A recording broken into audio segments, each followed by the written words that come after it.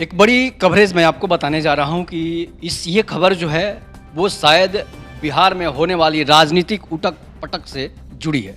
मैं बात कर रहा हूं बिहार के पीके मतलब कि प्रशांत किशोर जी की। प्रशांत किशोर इस समय सोशल मीडिया में काफ़ी वायरल हैं और प्रशांत किशोर की बातें जो है आप सुनेंगे तो सच में गदगद हो जाएंगे, इसलिए कि प्रशांत किशोर जो हैं जिस तरह की बातें कर रहे हैं उससे लगता है कि बिहार का माहौल जो है वो बदलने वाला है, बिहार का मामला जो है वो अब सुधरने वाला है, बिहार की राजनीतिक दशा और दिशा जो है अब सुधरने वाली है। इसलिए कि बिहार में 15 साल लालू प्रसाद यादव का शासनकाल रहा, उसके बाद 20 साल नीतीश कुमार का शासनकाल रहा जो अब चुनाव होने वाला है। लेकिन मैं आपको बता रहा हूं कि इन लोगों के शासनकाल में जिनको बहुजन नेता कहा जाता है, जिनको जो है सभी समाज का सर्व समाज का नेता कहा जाता है, उस नेता के रहते हुए बिहार में ना तो आज तक कोई कंपनी लगी, ना तो बिहार में कोई फैक्ट्री लगी। और ये सारी बातें जो है वो प्रशांत किशोर जी का कहना है।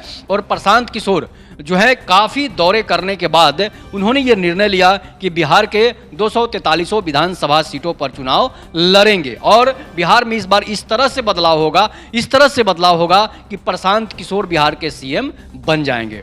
हम बात कर रहे हैं प्रशांत किशोर जी की, जिनका जन्म जो है रोहतास जिले में हुआ है और रोहतास जिले में उनका जन्म हुआ है। उनके पिता जो थे वो एक बड़े अधिकारी भी थे, इसके बाद उनके भाई भी जो हैं अच्छे खासे पदों पर हैं। और प्रशांत किशोर सॉफ्टवेयर इंजीनियरिंग करके अमेरिका चले गए। अमेरिका जाने के बाद उनका कदम इस ओर मुड़ा कि शायद पीछे मुड़कर देखना अब संभव नहीं था। उन्होंने डोनाल्ड ट्रंप को चुनाव जितवाया, इसलिए कि उनके चुनावी सलाहकार बने। डोनाल्ड ट्रंप को जब उन्होंने चुनाव जितवाया उसके बाद इनकी डिमांड जो है वो भारत में होने लगी और 2014 के चुनाव में नरेंद्र मोदी उनको अपने पास रखे और 2014 के चुनाव में वो नरेंद्र मोदी को चुनाव जितवाते हैं। उसके बाद नीतीश कुमार को चुनाव जितवाते हैं। बिहार में बहार है नीतीश कुमार, ये उन्हीं का स्लोगन लिखा हुआ है। इसके बाद 2014 में जब बीजेपी की सरकार बनी उस समय प्रशांत किशोर जी का स्लोगन था कि अब की बार मोदी सरकार। ये दोनों स्लोगन जो है वो प्रशांत किशोर जी के ही द्वारा दिया गया था। उसके बाद ममता बनर्जी को उन्होंने चुनाव जितवाया। उसके बाद अब साउथ के हीरो विजय थलापति विजय जो है उन्होंने प्रशांत किशोर को अपना सलाहकार बनाया है। और विजय थलापति जिस दिन अपनी नई पार्टी बना रहे थे उस दिन जो है प्रशांत किशोर भी उनके साथ मंच साझा कर रहे थे। तो समझिए कि इतने बड़े बड़े स्टार, अमेरिका दुनिया के सबसे बड़े देश, अमेरिका के राष्ट्रपति डोनाल्ड ट्रंप जिनको अपने पास रखते हैं, अपने चुनावी सलाहकार बनाते हैं, उसके बाद वो चुनाव जीतते हैं। और बिहार के लोग आज तक नहीं समझ पाए हैं कि प्रशांत किशोर को हमें चुनना है कि नहीं चुनना है। कहीं कहीं लोग ये भी कहते नजर आते हैं कि थोड़ा और मेहनत प्रशांत किशोर को करना पड़ेगा। लेकिन जो प्रशांत किशोर अमेरिका चुनाव जितवाते हैं, ममता बनर्जी को चुनाव जितवाते हैं, बिहार में नीतीश कुमार और तेजस्वी यादव को चुनाव जितवाते हैं, नरेंद्र मोदी के 2014 में सरकार बनवाते हैं, उसके बाद भी अगर वो आदमी फिसड्डी हो जाए, उसके बाद उस आदमी को अगर आप कोई वोट नहीं देता है तो समझिए कि ये बिहार का दुर्भाग्य हो सकता है। जो पहला जिसका मुख्य उद्देश्य है, पहला जिसका मुख्य मुद्दा है कि बिहार में कंपनी लगे, बिहार में फैक्ट्री लगे, जिस वजह से बिहार के लोगों का पलायन नहीं हो। प्रशांत किशोर का पहला उद्देश्य है कि बिहार से पलायन रोका जाए। इसके बाद और भी बहुत सारे बिहार के अंदरूनी मुद्दे हैं, दारू शराब से लेकर सभी मुद्दे हैं, शिक्षा से लेकर रोजगार तक जितने भी मुद्दे हैं, सरकारी नौकरी से लेकर सभी तरह के, महिलाओं का चाहे मुद्दा हो, चाहे वो हत्या और जो है लूट अपराध का मामला हो, सभी को चुटकियों में सुलझाने का मतदार रखते हैं प्रशांत किशोर। इसलिए कि प्रशांत किशोर का पहला जो है उद्देश्य है कि बिहार में रोजगार पैदा हो, बिहार में ही रोजगार पैदा हो। नरेंद्र मोदी की भाषण पर जो उन्होंने आपत्ति जताई थी कि अपने गुजरात में जाते हैं तो कहते हैं कि एप्पल की कंपनी लगेगी और बिहार में आते हैं तो कहते हैं कि मजदूरों के लिए ट्रेन खुलवा रहे हैं। इसका मतलब है बिहार के लोग मजदूर बनने के लिए भी तैयार रहते हैं। तो अगर जिस दिन बिहार के मजदूर प्रतिकार नहीं करेंगे, वैसे नेता का, जो नेता बिहार में ना तो कंपनी लगाने की बात करती है ना फैक्ट्री लगाने की बात करती है, वैसे नेता का जब तक प्रतिकार नहीं होगा, जातिवाद में जब तक बिहार के लोग उलझे रहेंगे, शायद बिहार का कभी भला नहीं हो सकता है। सिर्फ और सिर्फ पलायन हो सकता है, सिर्फ और सिर्फ आप मजदूर बनकर ही कहीं जा सकते हैं, मालिक बनकर नहीं रह सकते हैं। तो वह प्रशांत किशोर की चुनावी 243 विधानसभा सीटों पर चुनाव लड़ने जा रहे हैं। लेकिन प्रशांत किशोर ने लोगों के दिलो दिमाग में इतना बड़ा जो है ज्ञान भर दिया है, इतना बड़ा उपदेश उन्होंने दे दिया है कि शायद गरीब दलित मजदूर भी आज प्रशांत किशोर के साथ हैं। और प्रशांत किशोर की जिस तरह से गांव-गांव में यात्रा हुई है, गली-गली में यात्रा हुई है, उससे सीधा असर पड़ा है प्रशांत किशोर पर। और प्रशांत किशोर पर असर ये पड़ा है कि गांव देहात के लोग ही प्रशांत किशोर से जुड़ रहे हैं। इसलिए कि 15 साल लालू जी को देखा, नीतीश जी को भी 20 साल देख लिया, उसके बाद लोग चाहते हैं कि बिहार में बदलाव हो जाए। इसलिए कि इन लोगों के रहते हुए बिहार में कंपनी नहीं लगी। बिहार में हाँ, बिहार का विकास हुआ, रोड, सड़क, बिजली, पानी, सभी चीज़ की व्यवस्था हुई, लेकिन कंपनी नहीं लगी, पलायन नहीं रुका। इन सबके रहते होने के बावजूद ही पलायन नहीं रुका। गरीबों का उत्थान हुआ, लेकिन पलायन नहीं रुका।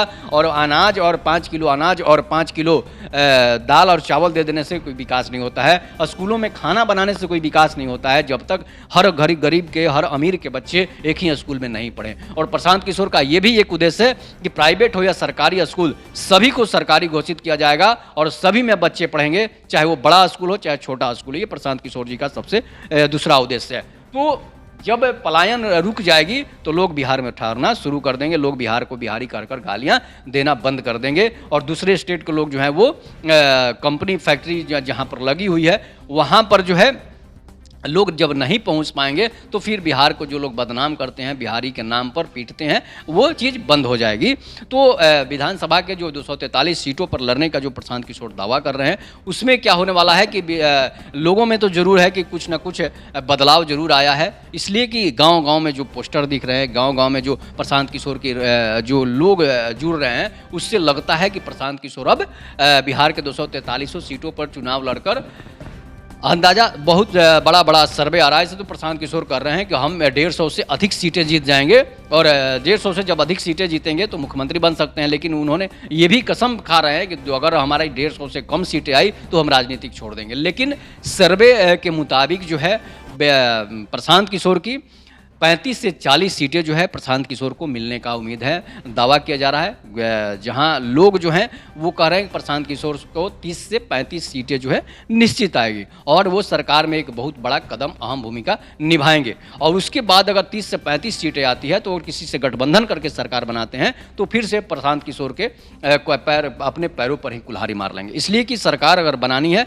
तो फिर एक छत्र सरकार बनाइए, नहीं तो किसी से गठबंधन करके बनाएंगे तो फिर वो स्थिति आपकी नहीं रहेगी। अब ये किसके वोट काटेंगे, सबसे पहला बड़ा बात है। और प्रशांत किशोर का एक प्लान है कि सबसे ज़्यादा 85% सीटें जो है उन लोगों को दिया जाएगा जिनकी जनसंख्या 50% है, और 15% स्वर्णों को टिकट दिया जाएगा जिनकी संख्या सरकार के अनुसार 15% है। वैसे तो अधिक हो सकता है, लेकिन अब इस पर जो है सीट का जो बंटवारा है उसमें और सबसे बड़ी बात है जीतने का इसलिए अंदाजा लगाया जा सकता है कि प्रशांत किशोर ने बड़े retired IAS, retired IPS, retired जज से लेकर अच्छे सिंगर, बहुत सारे लोग, यूट्यूबर, पत्रकार, सभी लोग जुड़ रहे हैं, जिसकी वजह से हो सकता है कि लोग अपने दम पर ही सही प्रशांत किशोर को सपोर्ट करके जो है उनको सीट दिलवा सकते हैं। अब मान लीजिए कि मनीष कश्यप जुड़े हैं, तो मनीष कश्यप को प्रशांत किशोर टिकट दे देते हैं तो जरूर है कि मनीष कश्यप अपना सीट निकाल सकते हैं। रितेश पांडे की वही बात है, रितेश पांडे भी टिकट मिलती है तो सीट निकाल सकते हैं। गुंजन सिंह की बात है, अक्षराज सिंह की बात है, ये सारे लोग जो हैं वो विधायक का टिकट तो अपने उनकी फैन फॉलोइंग है, तो ये विधायक अगर टिकट मिल जाए तो फिर एक अच्छे पार्टी से टिकट मिले तो टिकट जरूर निकाल सकते हैं। तो ये अंदाजा लगाया जा सकता है कि प्रशांत किशोर 30 से 35 सीटें ला सकते हैं। ये सर्वे के अनुसार जो है सूत्रों के खबर आती है, तो यही लोग कहते हैं कि प्रशांत किशोर 30 से 35 सीट जो है जीत सकते हैं। लेकिन प्रशांत किशोर का दावा अलग है, वो कह रहे हैं कि बिहार में सरकार बनाएंगे। हालांकि ये भी उन्होंने कह दिया कि मुख्यमंत्री हम नहीं बनेंगे, मुख्यमंत्री किसी दलित समाज को बनाएंगे। तो इसलिए जो है दलित समाज भी बहुत ज़्यादा प्रशांत किशोर से जुड़ते जा रहे हैं, अति पिछड़ा समाज भी प्रशांत किशोर से जुड़ते जा रहा है, फॉरवर्ड समाज है वो भी तो प्रशांत किशोर के साथ है। इसलिए हो सकता है कि इस बार बिहार में बीजेपी और राजद, इंडिया और एनडीए गठबंधन को एक बड़ा झटका लग सकता है और प्रशांत किशोर अपने दावे के साथ बिहार में सरकार बना सकते हैं। इस पर आप लोग अपनी प्रतिक्रिया जोड़ दीजिएगा। तब तक के लिए नमस्कार, जय हिंद, जय भारत, जय श्री राम।